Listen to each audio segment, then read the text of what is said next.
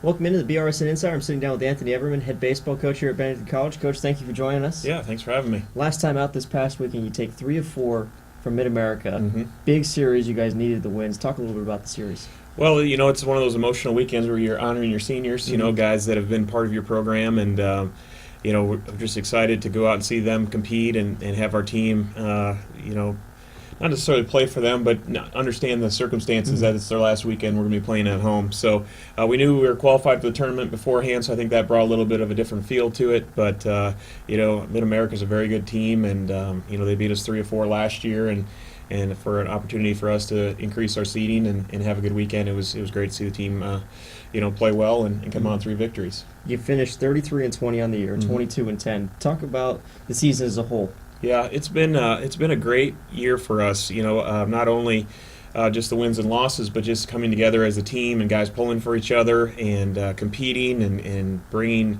intensity to practice every day. I think it's really taken us a step forward in the transition of a new coaching staff in year 2, and really excited for the future. We had a lot of young guys play and a lot of veterans contribute, and like just this weekend on the mound we had some older guys have really good outings that helped us win those games, and it was just it was really great to see, and I think we're coming together at the right time of year. What would you attribute the turnaround to from last year to this year? I think a lot of things, like the guys that have bought in and really tried to, take us to where we haven't been in a while. A lot of guys have stuck through it, and it hasn't been easy, and there's been some growing pains, but it's just a testament to those people not quit and just keep going and keep working and keep trying to understand what we're trying to do, along with bringing 23 newcomers along with them, and that's, I think that's been the biggest key for us, is our returners have embraced the new guys, and like I said, I think we're coming together at the right time of year, and it's been awesome to see the growth of our program. You get the 3 seed in the conference tournament. It'll be your first time at the conference tournament here at Benedictine. What are you looking forward to in the tournament? I'm looking forward to our guys going out and competing like they have all year. I felt like we've had really good leadership in the area of not giving in, not giving up. We've had a lot of comeback victories this year. We've had games where we necessarily may haven't come out on the good end of the score at the end, but have competed the entire game. And so I'm looking forward to is just continuing that, the never out, never done theory, and I think we have enough pitching depth to help us with the 9-inning games. It's going to be a little bit different. We played 2 9-inning games this year, and now all of them are 9 innings the rest of the way out. So I think that's going to be exciting to see our guys compete and have some more of that pitching depth come into play. You talk about the pitching. Are you planning on changing anything rotation-wise based on matchup, looking forward to the bracket? Yeah, a lot of it's on matchup, and also, with us finishing on Sunday and trying to map out what you're going to do. If you're obviously, the goal is to advance, right? And you keep trying to survive and advance, but also have guys on proper rest. I'm not a big believer in putting the season on the line of somebody, producing an injury. So we want to be careful there and protect our guys. But most of it's going to be on matchup, and then just who's available rest-wise, in their normal rotation or as close to their normal rotation as we can. Maybe the first real extended road trip you guys are taking this year. What are your plans to make sure guys are ready mentally, physically, maybe get a little practice in here and there as well? Yeah, we get our allotted practice time tomorrow night, and I think it's been good for us to get down there and get used to the surroundings a little bit. It's turf, so we should be comfortable with that. We played a lot of games on turf this year. Night game is going to be a first one for us too. It's going to be playing at 7 o'clock at night, and luckily our practice time's at 8, so we're going to get used to the sunlight there in a new stadium.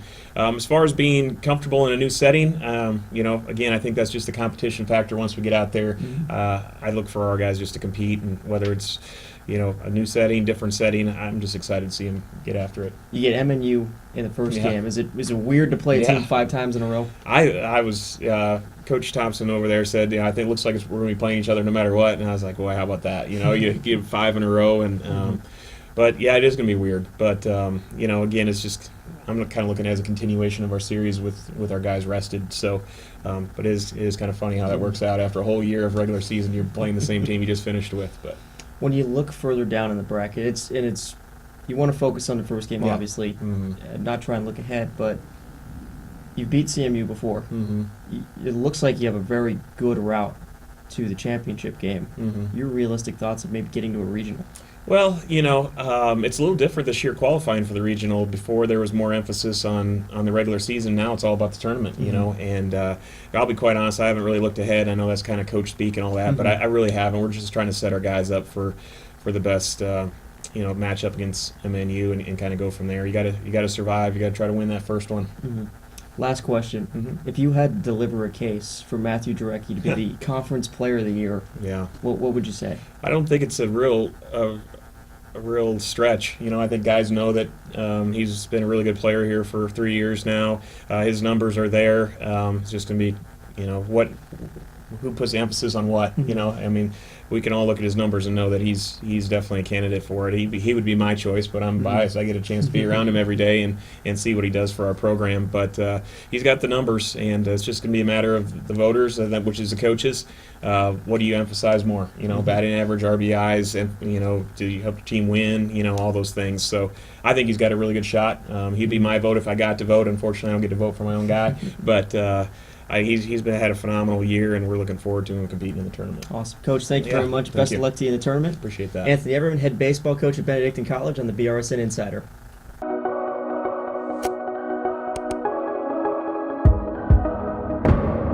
Benedictine College is a chosen place with a special mission. Chosen to lead students in the classroom and outside it. Chosen to bring students closer to God and to each other. Chosen to build one of the great Catholic colleges in America. There's a call to be answered. The spirit of competition is still alive inside. The desire still drives. The phrase student athlete has a great ring to it. Lasting friendships are ready to be made. You just want to keep playing. Game on.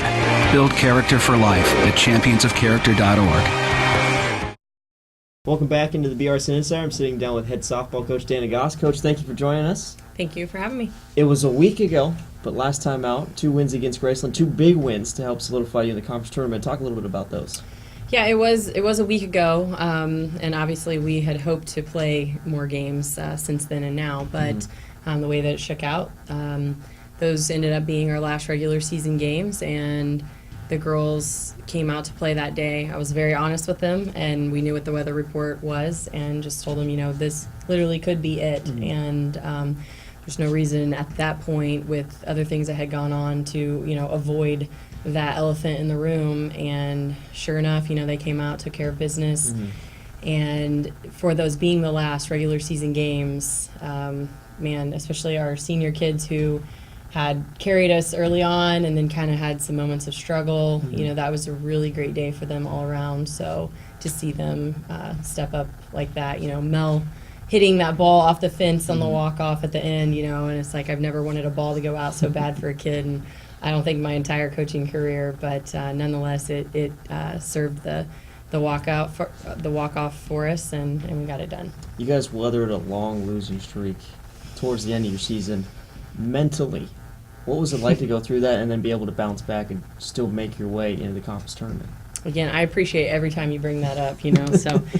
I tell you what, it's been one of those things where I've spent so much time thinking about it, talking, communicating with our kids, trying to figure out, what this is, and, we don't want this to be something that we find out, after the season's over, and we really tried to look at it from, every way possible. There was no stone unturned of what could this be,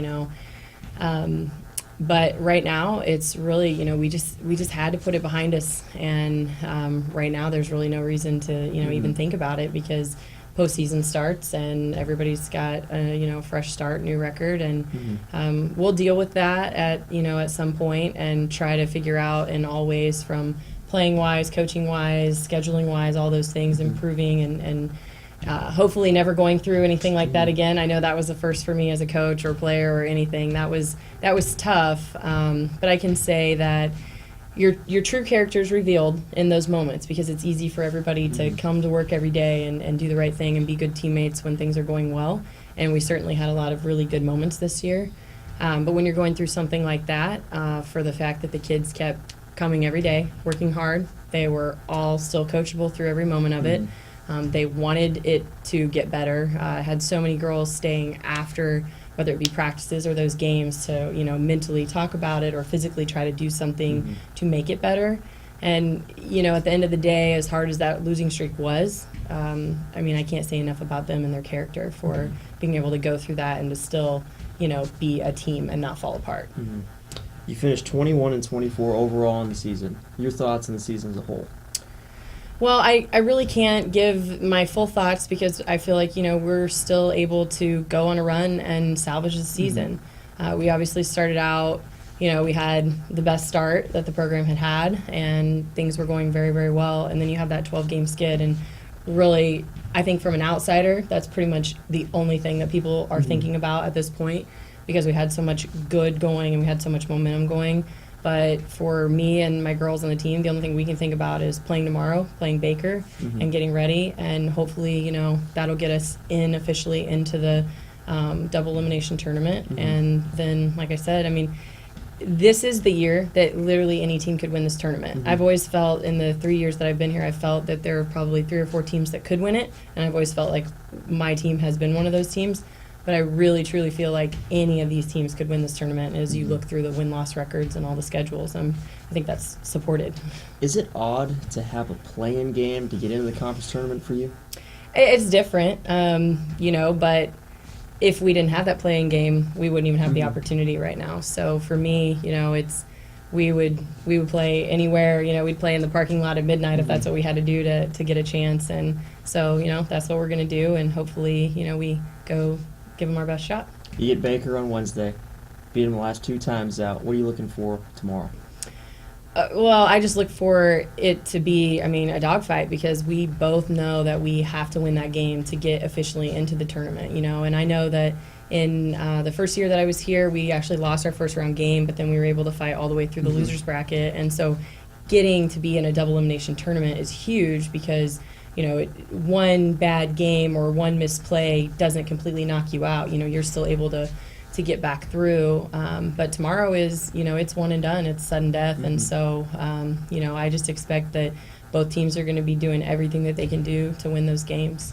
You had senior day washed out. Talk a little bit about the seniors in your program. Yeah, to not be able to actually get on the field for them to, do what they love to do was definitely disappointing. We did everything we could to try to get those games in. Mother Nature's just been a beast this whole spring, really. But we, our parents did such a great job of, we had a dinner for the girls, and we were able to probably actually spend a little more time with them in the setting that we did it. But these senior girls have just been such a joy. There have obviously been a lot of growing moments over the last 4 seasons. But as you can tell, obviously, by their play, they have all physically gotten to a great point in their career. And really, none of them were factors when they came here on campus. They all had ability, but none of them were actual factors. So they're definitely proof that, hard work and staying the course and those things matter. But most importantly, the imprint that they've left on the program as a whole. This has been the best class of leadership that we've had. They do things right for the most part on and off the field, and they're just great teammates, and even though they're obviously some of the best players on the team, they're also great teammates, and I think that goes a long way with the other girls. But they're going to be girls that we know we're going to stay in contact with forever, and they love the school, they love this program, and the hard work that they've put in shows that. So. Coach, thank you very much. Best Thank luck you in the conference tournament. so much. Thank you. Dana Goss, head softball coach at Benedictine College on the BRSN Insider.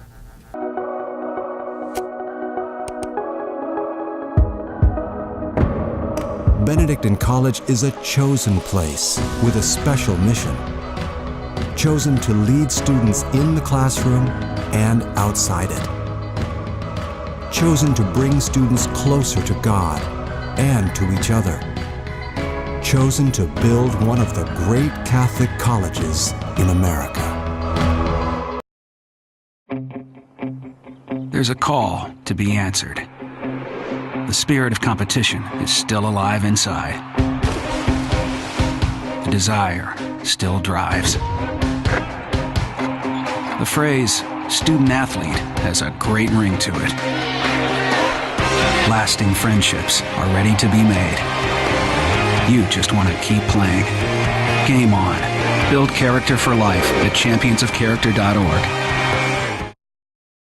Welcome back into the BRSN Insider. I'm sitting down with Henry Brun, head track and field coach at Benedictine College. Coach, thank you for joining us. Thank you for having me again. A little bit of a while ago, 4-day KU relays. Talk a little about how your team did at KU. It was a long handful of days. Mm-hmm. We went and competed on Wednesday and Thursday and Friday at KU.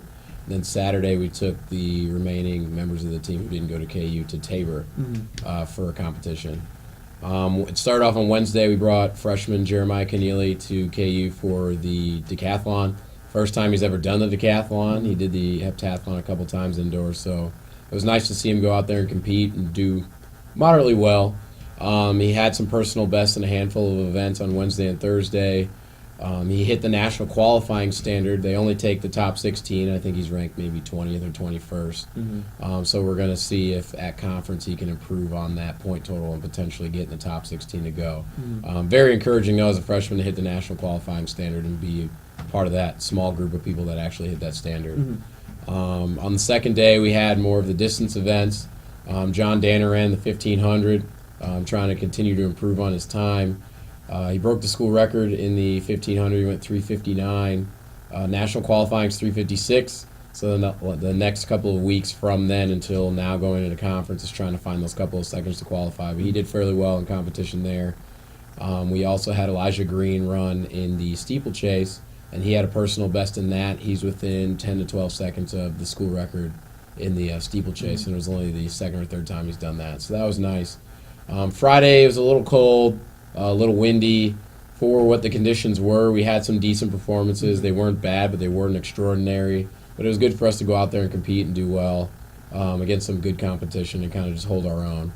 And then Saturday we went as a full team on Tabor. Saw a number of improvements. That weekend, or that day, Maddie Minert ran the 100-meter hurdles. She broke the school record in 100-meter hurdles. And she came close again to qualifying in the long jump. So we're hoping we can put some things together with her in the next the next week or so, with conference coming up and the last chance meets if she can qualify in the long jump. Last week was the Baker, the last chance kind of meet that we have tune up before conference for our team. We went to Baker, and it kind of got rained out for the most part. It was a little chilly, really rainy. We had a couple people run in order to get some just qualifying marks for conference. Some highlights of that. We had Devaney Banks. She's a freshman. She did her first steeplechase competition. She won the event at the meet. She also posted a time that I would say is top 5 in the conference. So it looks pretty promising for her at conference. She's about a minute from the school record, which is a bit of a stretch. But as a freshman and running the steeplechase for the first time, it's pretty promising. Danica Shimkis had a little bit of injury issues throughout the season. She was able to go out there and do a 400-meter hurdle race, got a time to get in the conference. Lucy Layton ran another 1500, just kind of a turnover race, some tune-up for conference, and she did moderately well as well. So the last couple weeks have been pretty busy. The weather has definitely been a factor in a lot of our performances and how we've been doing going into conference, but as a whole, I think we're looking pretty decent going into this weekend. Is it different to run on a wet track? Yeah, absolutely. Wet tracks are a lot slicker than dry tracks. And when you factor in cold temperatures, I mean, think about when you're going outside and just a normal person going outside trying to open and close their hands and how it's kind of hard in order to do that. Imagine trying to pull the energy that you really need to run a quality mile or a sprint race or a hurdle race in those type of conditions. And you're not wearing a bunch of sweats or anything. You're down to just your jersey out there on the track. So it's the weather really does take its toll on a lot of the athletes when it's colder outside, when it's raining outside, when it's windy outside. Fortunately for us this weekend at William Penn in Oskaloosa, it's supposed to be sunny and 70 with minimal wind. So we're really looking forward to getting that weather. You said that William Penn conference meet coming up this weekend. What are you looking forward to out of the conference meet? We've been training all year for this point in time. Obviously, we had our indoor conference meet. We did indoor nationals. But this is it for like 99% of the team. This weekend is the end of the season. And you've seen a lot of work put in by everybody, and it's kind of just seeing the fruit of their labor in May from August when they started preseason training. On the men and women's side as a whole, I'd like to see top 3 finishes. I think the men can definitely improve on their indoor performance, where they finished 6th, I believe. The women finished as runner-up indoors. I feel like that would be a good goal for us to repeat that as runner-up. Mid-America, Nazarene has a lot of depth and some talent. It'll be pretty challenging in order to contest for the title on the women's side this year at least. There are a number of athletes who have the potential to come home with a conference title. Our men's 4x8, I think they can come back and repeat from indoor to win the 4x800. Jarrell Rawls in the 400 meters. John Danner in the 1500. You're looking at potentially a top 3 finish in the men's 4x4. Jeremiah Cornelian as a top 3 finisher in the decathlon. And on the women's side, we're really well rounded, so I know that there's a lot of talent there, and I think that there should be a lot of top 3, top 4 finishes with all the sprints, the hurdles, the jumps, the relays, pole vault, some of the throwing events. I mean, there's a lot of events that I think we should score in. And with how young the team is and finally coming around, I think this is a good way for them to finish as a whole. Moving forward, national meet. Individually, who are a couple of guys and girls that could make some noise at the national meet? So right now we have Kashonda Rose, who's qualified in the 100-meter dash. She's ranked within the top 20, I want to say. There's some improvements that she'll need to make in order to be a top 8 finisher and be an All-American. But we'll see. We'll see how that goes for her. Lucy Layton is still working on the 1500 or the 5K in order to qualify. She has qualified for the marathon. She ran a half marathon in November and qualified. So there's some opportunities there for her. She knows that she's going. It's what event is she actually going to run in. And I think that she might be able to go out there and do something. Jarrell Rawls last year was 0.2 seconds from qualifying for nationals. He's hungry for it. I know that he's going to go out there and give it his best. You've got John Danner in the 1500. We got to find those 3 seconds. If we can find those, he'll get in. If he can drop a couple more from that even, he could be a top 8 finisher at the national meet. And then we have a couple girls who are in the long jump, Maddie Minert and Sarah Lucas. Both were within 3 centimeters of qualifying. Wow. If they get in, it's going to be a little bit of a stretch in order to be a top 8 finisher because I want to say nationally there's about 38 to 40 women qualifiers in the long jump. But just even to get the opportunity to go and compete would be good for them. And so, I mean, there's those. You've got Dylan Grove, who's kind of been on the bubble a little bit with the javelin. He was an All-American a couple of years ago. If he can hit that qualifying standard, kind of get into a groove these next few weeks, I think he might have an opportunity as well. So with how inexperienced the team is and them kind of growing by each meet, it's good to see that some people are on the bubble. And whether we get there and we can be an All-American or we get there and we just compete, it's kind of, I just want to see us continue to develop as a whole, men's and women's side. What's your guys' off-season look like, training-wise? Typically for mid-distance, long-distance, it's kind of building a base mileage, knowing that cross-country is right around the corner in August. Sprinters, jumpers, hurdlers, throwers, everybody else, it's kind of toning it back for maybe 4 to 6 weeks in order to relax. Easy running for a lot of weight training regimens that kind of shift the gears from the season, just kind of enjoying the off-season a little bit. If you go a little too hard throughout the summer, you kind of burn out knowing that year-round you're always training. So we kind of give them a break a little bit right after the season's over, but they get into it, mid-July, and then we get back here in August and go at it again. Awesome. Coach, thank you very Yeah, I much. appreciate Best luck it. to you at the Thank conference you. meet and at the national meet as well. Thank you. Henry Brun, head track and field coach at Benedictine College on the BRSN Insider.